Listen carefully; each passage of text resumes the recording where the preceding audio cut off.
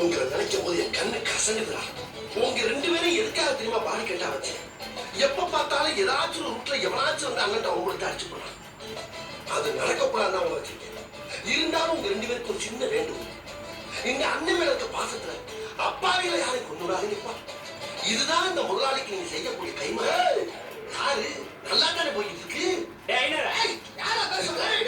அவன் அம்மாவை விடு. என்னடா வச்சியா? யாரு இவங்களா?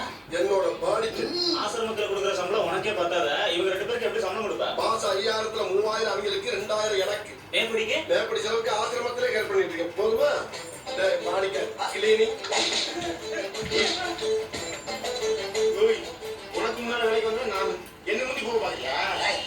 அண்ணனை எவனாவது அடிக்க வந்தா அவன் கையில் இருக்கிற முதல் ஆள் நான். நான் முன்னாடி போவான். வேற போவா? நீ வந்து கையெல்லாம் இருப்ப. ஆனா நான் அவருக்கு உயிரே கொடுப்பேன்.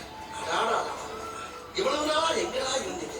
நீ எல்லாம் ஆரம்பத்திலே கூட இருந்திருந்தா ஒருத்தர் அடிச்சிருக்க முடியுமா? இல்லாதனாலதானா அம்புட்டு அடி.